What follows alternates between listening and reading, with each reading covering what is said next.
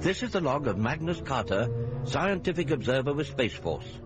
Following our capture by the ancient Cometians on Mars, we were taken to their pyramidal citadel.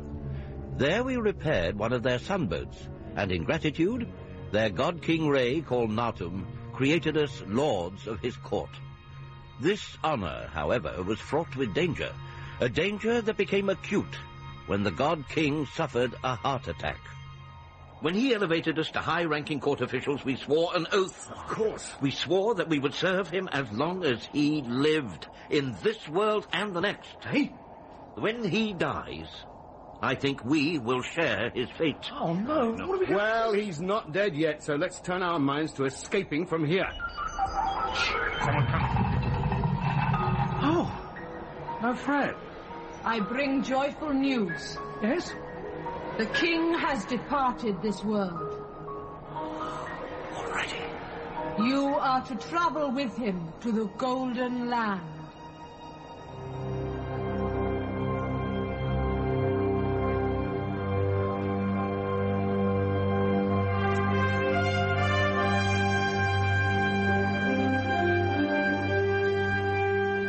Space Force, an intergalactic adventure by Charles Chilton, starring Barry Foster, Nigel Stock, Nicky Henson, and Tony Osoba.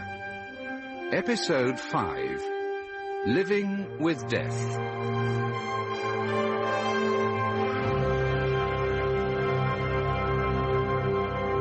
You will travel with him to the land of truth. Dwell with him in the house of gold. Where exactly is the land of truth? In the west, beyond the setting sun. We have many duties to fulfill before we leave. I must return to the temple at once. But what about us? You must fast and pray, and undergo the ceremony of purification. I see. When you are required, you will be sent for. Wait, what? Fat lot of information we got out of her. Well, we better find out what's likely to happen from somewhere. Magnus could find out. Me? That's right. Must be 3 months since you became court scribe. Yes, a little more. Well, you must have discovered quite a lot about their customs. Even begun to learn something of their picture writing by this time. Yes, I must admit I'm beginning to understand a great deal of it. And you're constantly working with Marianka on interpreting the king's letters. Yes. Well, then it can't be too difficult for you to find out what's going to happen to us. You might even learn where this netherworld is located. If we knew that, it might help us plan our escape. Yes. I'll see what I can do. Well, find out all you can. Anything. Anything at all.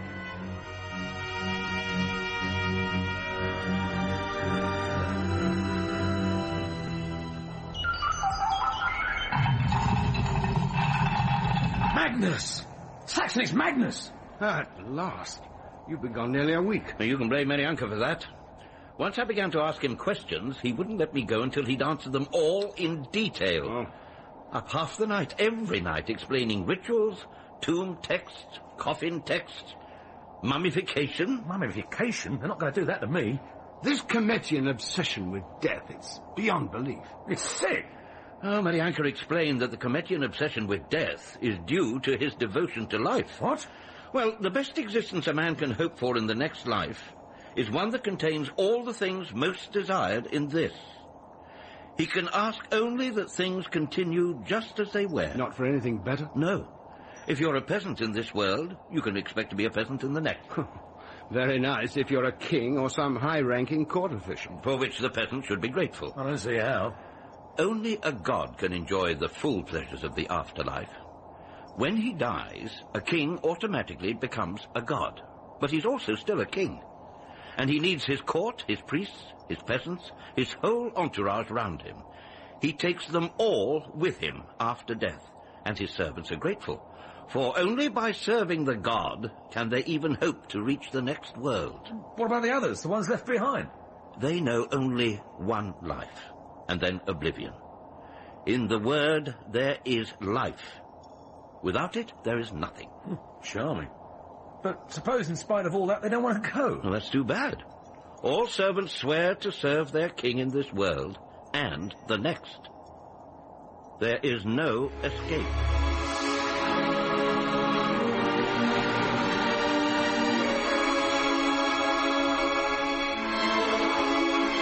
How remote were our chances of escape was demonstrated only a few days later. Marianka ordered us to attend a special court within the precincts of the old royal quarters.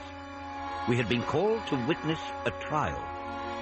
In an elaborately carved chair, placed upon a dais, sat Marianka, clad in the simplest of his many priestly costumes. He signed for us to take up positions behind him. At his side stood Nofret. And below us, on the ground at the foot of the dais, were 3 prostrate peasants. Each peasant had the foot of an armed guard placed firmly on his neck, intent, it seemed, on grinding the prisoner's face into the floor. Another guard stood by, spear at the ready, should any prisoner attempt to escape, which appeared most unlikely, as all 3 were trembling with fear. Then Nofret spoke. Dogs, sons of Apollos, demons, eaters of hearts, defilers of the sacred sword, lower than the serpent's belly, traitors, look upon your God. There was a flash of light from Nofret's anchor, and cries from the prisoners as they were blinded by its brightness. Then their cries turned to shrieks, as each of them was run through by the guardsmen's spears. For heaven's sake, Marianka, what's going on? When a man becomes servant to the king, he contracts to serve him forever. These men were servants to the god king. When they heard of his death, they tried to avoid the responsibility of their contract by running away. May others who have ideas of doing likewise profit by their example.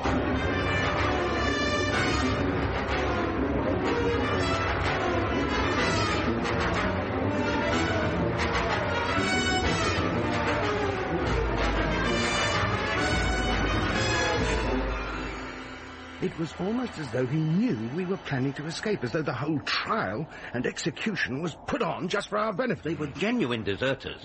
They tried to avoid their responsibilities. Now they've been forced to accept them. By being blinded and then speared to death. According to Marianka, they've gone to the underworld to await the king at the door of the House of Gold, where they will serve him forever. He also says that as the officially appointed court scribe, I am to record all the events as they happen and leave them in the king's tomb. I see. What else does he say? Soon we're to witness the placing of the king's mummified body into its 3 coffins. Why does he have to be mummified? A body is just as essential to existence in the afterlife as in this. Therefore, it must be preserved. At least that is what the Cometians think.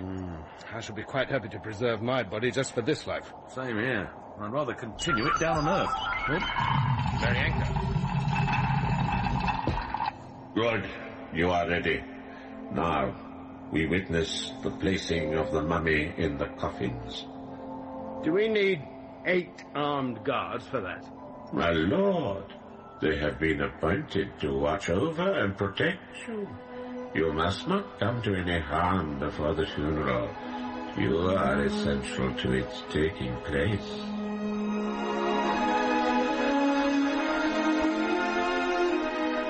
We attended the laying of Natum in his 3 coffins. The smallest contained his dehydrated, bandaged body. A death mask molded to his face revealed the handsome features of a strong, charactered, determined man. The mask was painted gold. The wig which surrounded it was jet black. The middle coffin was molded to the shape of its owner, and its smooth surface was brightly painted in a feather design, representing the wings of the falcon god called Re. This human-shaped coffin was placed in another. The interiors of the 2 larger coffins were totally covered with bands of picture texts from religious writings.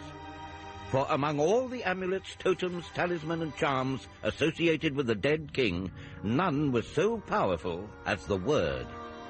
At the opening of thy mouth thou bringest forth the word, and the word giveth life to all creation. To speak the name of the dead is to make him live. Let thy name, O Natum, be spoken forever. Marianka chanted throughout the ceremony, after which, having been suitably purified by being sprinkled with holy water, we retired to our quarters. Another major ceremony over, and we're no nearer getting out of here than before the king died. We must be patient. With 8 armed guards standing over us, observing every move. For our protection, so Marianka says. Yeah, you try making a run for it, see how much protection you'll get. We've got to reach the surface somehow. On our own, unseen. The boat grave is the only way out. How's that opened? By an incredible amount of manpower. It takes the combined strength of 50 peasants just to open the roof. Where's the mechanism? In one of the chambers leading out to the grave, presumably. But even that must be closed and airtight before the roof can be raised. Yeah. Otherwise they'd lose all their breathable atmosphere. It all seems hopeless. What's the next religious ceremony we're expected to attend? The funeral procession, and then the funeral itself. Which involves a journey to the underworld. So I understand. If we only knew where that was. Well, we shall soon find out. Oh? The purification ceremonies begin tomorrow. For how long? 6 days. Then will come the moment of truth.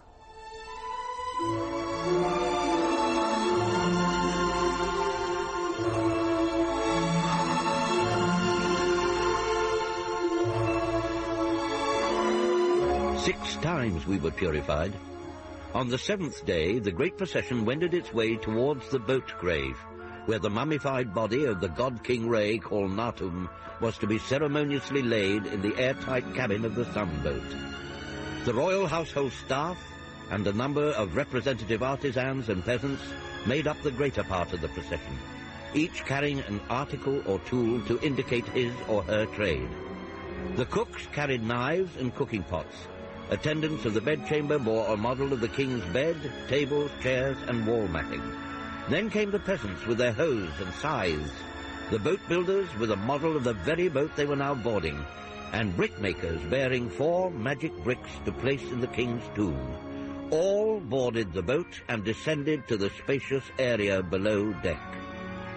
We took our place with the king in the boat's airtight cabin in the middle of the upper deck. This also contained the artificial sarcophagus on which the king's coffins were placed. We grouped ourselves around the bier in positions that represented the 4 cardinal points. Nofret took up a position to the south of the king, which was at his feet. We then had to wait while Marianka and his minions walked around the ship and purified it by sprinkling it with water.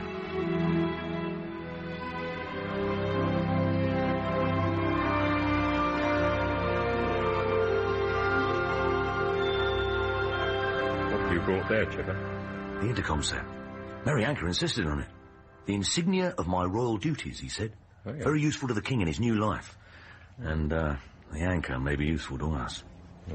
Nofret, does the king really need all the people who boarded this boat? There can hardly be room to move down below.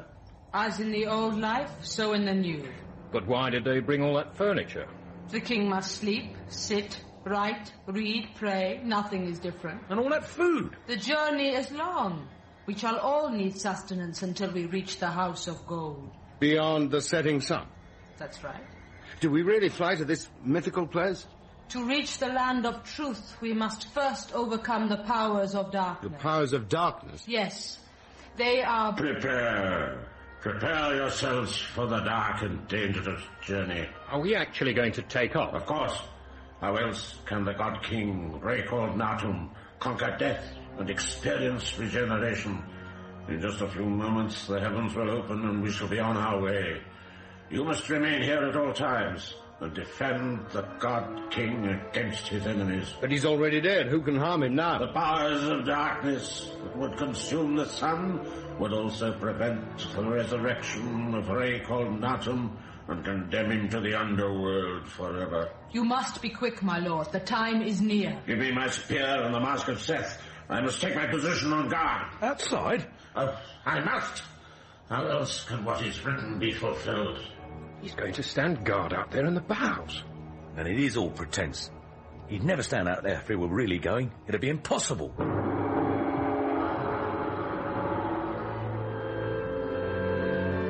But at the very moment Chipper was expressing his doubts about our taking a genuine flight, the star-painted roof of the boat grave rolled back to reveal the jet-black, diamond-studded Martian night sky. Immediately the sunboat gave a slight shudder, rose slowly from her berth, and began to gain height. Then we heard a great wailing from 100 voices down in the hold. What's that terrible sound? The people below deck know our journey through the underworld is just beginning. They are afraid of what might happen. Can you see out, any of you? I can make out the top of the pyramid. We've just risen above it. I can see it too, but where's the light coming from? What's lighting it up? We are. It's the light from our power packet. It's coming from the ship's hull. Oh, did you feel that? Yeah, we're changing direction towards the east. East? Marianka and Nofret have always insisted that the land of truth, the Netherworld, lies to the west. Beyond the sunset. Then why are you heading away from it? Before we reach the light, we must drive away the evil powers of darkness. We're building up quite a speed to do it. What's our altitude, do you reckon? A couple of 100 meters, no more. Can you see Marianka out there? Yeah, I can just make him out. Standing stiff as a statue, spear at the ready. For what? I don't know, but he and Nofret certainly seem to be expecting trouble.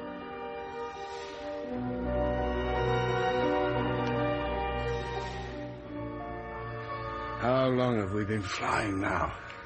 About 11 hours. All on the dark side of the planet. This must be the world of darkness they keep on about. We should meet the sun any moment. Going round the other way. What? Well, appearing to come round the other way, if you must be technical. Marianka's still there. How can he stand so still for so long?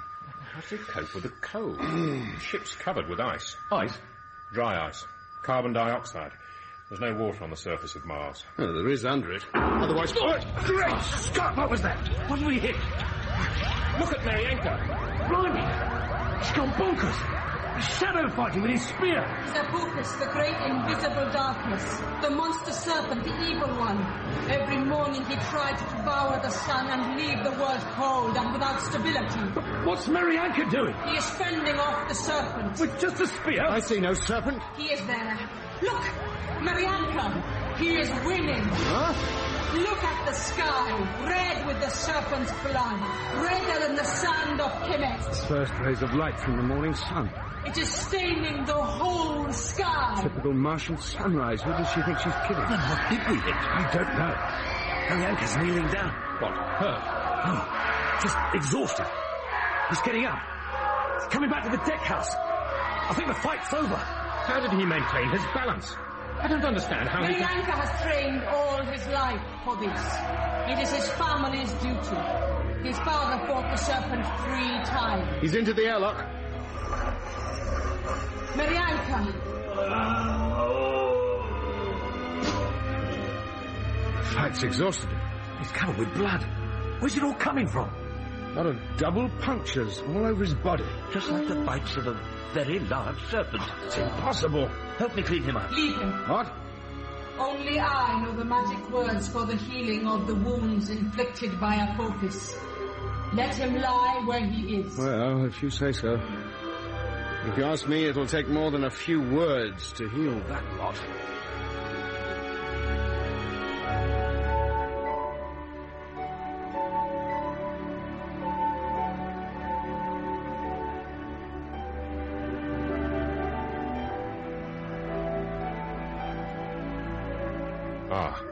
Out of the darkness and into the sunshine. And almost directly over the place we started from. Look, there's the boat grave. And over there, look, to the north, the ship. It doesn't look as though anyone's been near her. No, and there's the Land Explorer and the Solomobiles. They look so close, but we'll never get to them. Don't give up, Chipper. Now we've killed off the dragon, we'll be landing again. We'll get our chance. Hello, we're slowing. About to land, I shouldn't wonder. No, we're not. We're only changing course. Huh? No, Fred, where are we going? We have passed through the underworld. We now go to the land of truth. Aren't we going to land? Not on Kemet. Never again. Ever.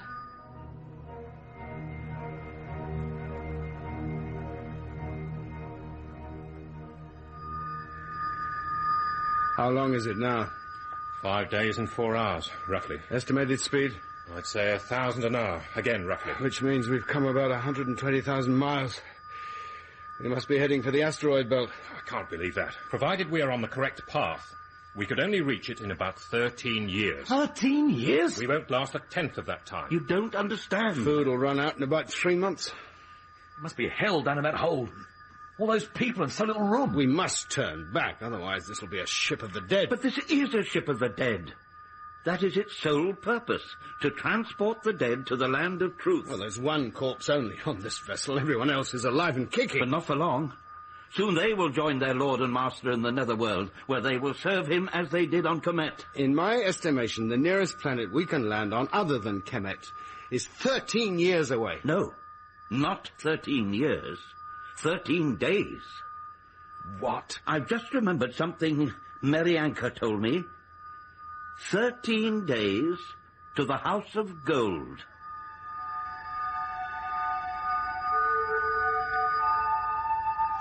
Saxon! Saxon, wake up! What is it? We think we can see it. The House of Gold. Where? Directly ahead. Come and look. A lone asteroid not 1,000,000 miles from Mars. And undetected on Earth. How large do you estimate that body to be, Lodrick? I'd say about 500 miles diameter. Almost as big as Ceres. Perfectly formed. A beautiful globe. Unlike most asteroids. Gorgeous colour. Yes, due to some freak reflection from its surface, I should think. Are we definitely landing there? Yes, Mary Anchor says so. He's recovered then. Yes, quite remarkable. He was right. 13 days, not 13 years. He's not often wrong. When does he say we land? Tomorrow, at a golden sunrise. Somewhere on the surface there is a boat grave, just like the ones on Kemet and on Earth. A step pyramid too, I suppose. Very likely. According to Nofret, once we've landed, sufficient men wearing animal masks will be allowed off. They'll enter the necropolis, go to the boat grave and open it up. Then we sail in. They certainly know what they're doing. We landed and entered the boat grave, whose painted roof then closed in on us. We disembarked and held another funeral procession, but in reverse. The god King Ray, called Natum, was laid to rest in a magnificent chamber, reminiscent of his bedroom in the royal palace. Other chambers leading from the bedroom were also very familiar. In them were stored the funerary furniture, religious objects, and jars of food, water, and wine, enough to feast his whole court for a year. The walls were adorned with scenes of Kemetian life. Then, the final ceremonies over, we were led towards a vast hall where, we understood, a superb feast was to be held.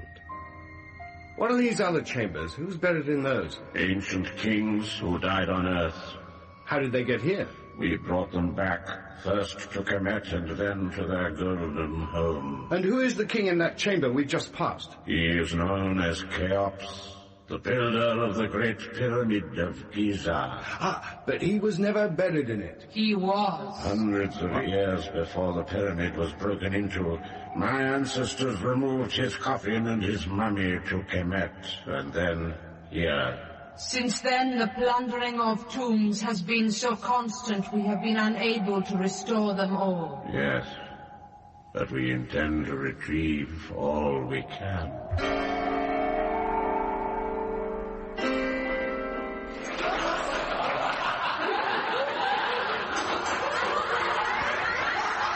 God, blimey, this looks more like an orgy than a feast. In ancient Egypt, I understand it was often much the same thing. Here, enjoy yourself. Oh, no, thank you. We have strict orders. We are not allowed to partake. Look at this. A model coffin full of food. Look upon this, then eat, drink, and be merry. Yes, for tomorrow we die. The way they're whooping it up, you'd think they'd all been told they had another 100 years to live instead of only one day. Which brings us to our own precarious position. Precarious? Mary Anchor and Nofret were here. They left us these. What are they? Gifts, games mostly. To while away the last hours. They said we had a choice. We could take poison and then go to our allotted place to die, or we could just wait for death to overtake us. I chose the latter on all our behalfs. Thanks a bunch. By the way, where are Mary Anchor and Nofret now? Gone to perform some religious ceremony deep inside the planet. Which death did they choose? Quick poison or slow starvation? Didn't ask them. I wonder. What? Something Nofret said just after the sacred fight with the serpent Apophis. Well? She said Mary Anchor's father had fought the serpent 3 times. That must mean he'd attended 3 funerals. Yes. Well, if he attended 3, it means he must have come back from at least 2. So you think Mary Anchor will be returning from this one? Exactly. More than possible. Mary Anchor and Nofret do not serve the king. They serve the gods. And so long as the gods live, they live. The boat grave! Come on! Do you know the way? It was a very complicated route getting here. We'll split up into 2 pairs. Give us twice the chance of finding it. How can we keep in touch? With my royal intercom, we'll take 1 each. Should carry a fair distance even inside this planet. Come on, before it's too late!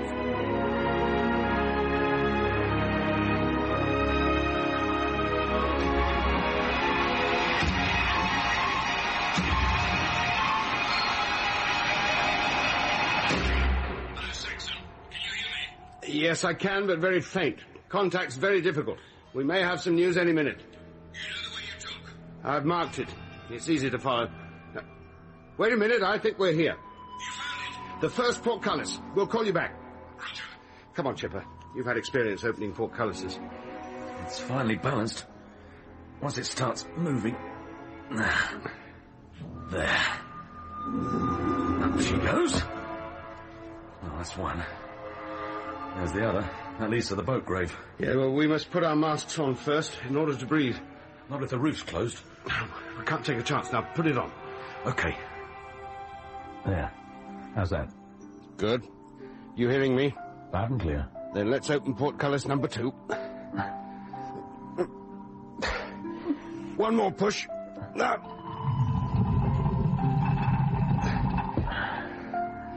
And there's the boat grave. Oh, blimey. They've gone. Back to Kemet. Without us. I knew we couldn't trust those 2. Now what do we do? I don't know. With no boat to fly us out, we're stuck here for the rest of our days.